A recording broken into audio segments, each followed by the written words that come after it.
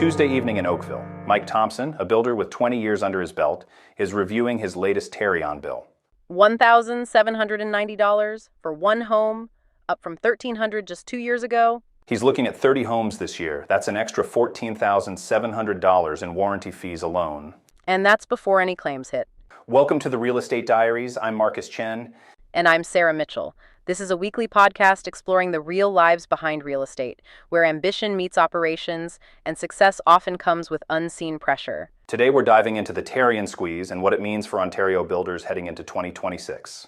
Each week on the Real Estate Diaries, we explore the human and operational realities faced by builders, property managers, and landlords. We cover everything from warranty chaos and tenant management to growth bottlenecks, reputation risk, and the systems people use to manage it all. This isn't about selling solutions. It's about documenting what's actually happening in the industry. The wins, the struggles, the mistakes, and the lessons learned from people building their lives in real estate. And today, we're starting with something that's hitting every Ontario builder's bottom line. Tarion, and the squeeze that's getting tighter every year. Marcus, let's start with the numbers because they tell a pretty stark story. Tarion enrollment fees hit $1,790 per home as of September 2025. That's up from $1,300 just 2 years ago, a 23% increase. But here's what really caught my attention. The claims payouts? Exactly. Tarion paid out a record $80 million in deposit claims in 2024. $80 million? That's the highest in their history. Compare that to $10 million in 2023, $6.5 million in 2022.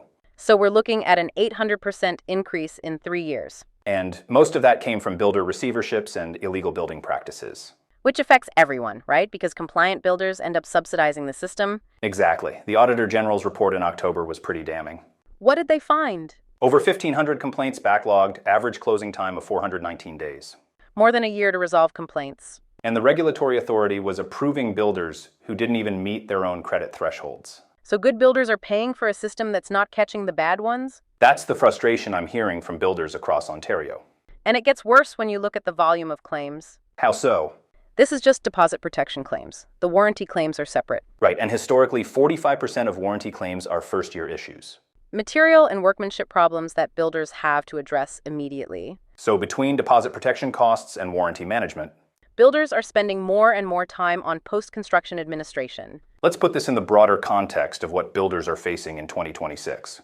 The construction forecasts just came out and they're mixed. Residential starts are projected to drop another 5% this year. Fifth consecutive year of decline. Single-family construction specifically down 11.6%. But here's what's interesting. Non-residential and civil infrastructure are booming. Civil construction projected to grow 30% in 2026. So there's work available, but it's shifting. And Ontario construction employs almost 600,000 people. 596,000 to be exact. That's 7.5% of the provincial workforce. We contribute $59 billion to Ontario's GDP. Yet productivity has been declining 0.1% annually, while other sectors grew. Why do you think that is? I've been talking to builders about this, and there's a common theme. Which is? Time. They're spending more and more time on administration and less time building. The 2024 Ontario Construction Report showed 27% of project time is spent on rework. That's more than 1 day out of every 4. And that doesn't include warranty management, trade coordination. All the administrative overhead that's grown over the years. Marcus, the regional data really illustrates how differently markets are handling these challenges. What patterns are you seeing? Calgary's real GDP is projected to grow 2.6% in 2026, best in the country. Despite oil price volatility and economic uncertainty? Because they've been forced to innovate through boom-bust cycles. Operational discipline born from necessity. Edmonton's right behind at 2.5%. But then you look at Toronto. Much lower growth despite the housing crisis. Toronto construction costs only grew 0.2% quarterly in 2025. That sounds good until you understand why. Activity was so low that contractors were competing desperately for any work, driving prices down temporarily but creating unsustainable conditions. Meanwhile, Quebec City saw 3.4% increases. Because they're still building at volume? Exactly. The regions that maintained operational efficiency can still build profitably, while those stuck in coordination chaos are struggling to survive. The workforce numbers for 2026 are genuinely concerning. BuildForce Canada just released projections. We're losing 270,000 experienced tradespeople to retirement over the next decade. That's not gradual attrition, that's an exodus. And we need to add 380,000 new workers by 2034 just to maintain current pace. In Ontario specifically, we need 154,100 new workers by 2034. Construction unemployment is only 4.6% nationally. Which sounds healthy. until you realize demand already exceeds supply. Average construction wage is $36.92 versus $29.18 provincial average. That premium reflects how desperately we need skilled workers. But even with higher wages, we can't attract enough people. Young people see the long hours, the coordination chaos, the stress. And they choose other careers? This episode of the Real Estate Diaries is sponsored by PropCare. If you're a builder, landlord, or property manager, you already know the truth. Most real estate businesses don't fail from bad deals. They get crushed by coordination. After-hours calls, trade scheduling, compliance paperwork, endless follow-ups.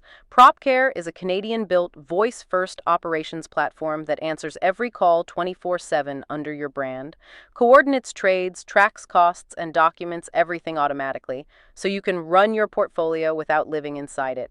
If real estate is supposed to create freedom, not another full-time job, learn more at propcare.ca. Sarah, I want to share some data that shows not everyone is trapped in this coordination chaos. What are you seeing? The latest KPMG report found that 90% of construction leaders now see AI and automation as essential. That's almost universal recognition. An 81% report that recent tech investments have already boosted productivity. So this isn't theoretical anymore. I've been tracking builders who've automated their coordination processes. What kind of results are they seeing? One builder in Burlington, family operation, about 25 homes annually. What was their situation before? Working 70-hour weeks, constant stress, marriage suffering from coordination chaos. Classic trapped by success scenario. But 6 months ago, they implemented automated coordination systems. And the results? First month, evenings back. Second month, weekends became family time again. What about business performance? Actually improved. Professional communication, faster response times, complete documentation. Better service with less owner involvement? Makes sense. Professional automated system versus stressed builder at 9 p.m.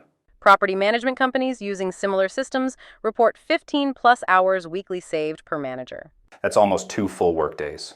30 to 40% coordination cost reduction, some claiming 80% efficiency gains. Sarah, there's something paradoxical about the 2026 outlook worth exploring. What do you mean? The federal government just announced massive infrastructure investment, $280 billion over 5 years. The Major Projects Office has $120 billion in developments under review just from September to November. So there's unprecedented opportunity in civil infrastructure. But residential builders aren't necessarily positioned to capture it. Because the operational models are different, A custom home builder can't just pivot to highway construction. but the underlying coordination challenges are identical. Scheduling, compliance documentation, trade management. The builders who solve coordination in residential could potentially expand into the infrastructure boom. While those stuck in coordination chaos miss out on the biggest infrastructure investment in decades. Today's episode is brought to you by PropCare. PropCare acts as a behind-the-scenes operations team for builders, landlords, and property managers, handling maintenance and warranty coordination, resident communication, documentation, and Canadian compliance automatically. The result? Fewer calls, fewer fires, protected reputation, and the ability to scale portfolios without scaling stress. To see how property operators across Canada are getting their time back, visit propcare.ca. Let me share something that really drove this home for me personally. What happened? I was at my daughter's hockey game last weekend, and I watched another dad, builder I know, take 3 calls during the first period. On a Saturday morning? His daughter scored her first goal, and he missed it because he was coordinating a trade dispute. That's heartbreaking. After the game, I asked him about it. What did he say? Marcus, I love what I do, but I'm missing my kids' childhood for problems that could wait until Monday. But they feel urgent in the moment. Homeowner calls with a warranty issue, and suddenly it's an emergency. Even when it's not really an emergency. Average builders spend 15 plus hours weekly on coordination alone. At $75 opportunity cost, that's over $50,000 annually. But the personal cost is incalculable. Missed soccer games, interrupted family dinners.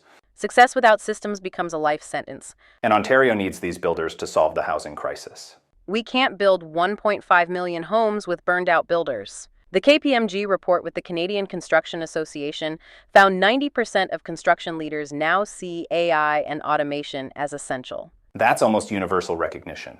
And 81% report that recent tech investments have already boosted productivity. Project activity is expected to increase 8 to 10% despite workforce constraints. So firms that automate coordination will handle more projects with the same staff, while those managing everything manually hit capacity limits. The technology adoption tipping point isn't coming, it's here. So as we look ahead through 2026, what do you see happening? I think we're witnessing a fundamental split.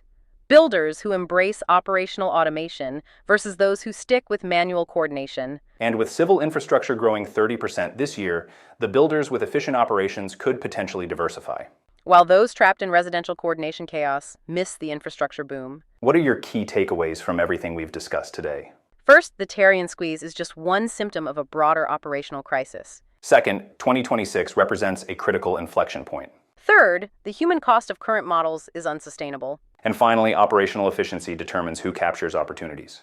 Next week, we're switching focus to property managers, the 200-unit scaling wall, and why most firms can't break through. That's next Sunday on the Real Estate Diaries. The Real Estate Diaries is sponsored by PropCare, the voice-first property operations platform built in Canada to automate coordination, compliance, and maintenance for builders, landlords, and property managers. If you want your properties to work for you instead of the other way around, visit propcare.ca. New episodes drop every Sunday. Thanks for listening.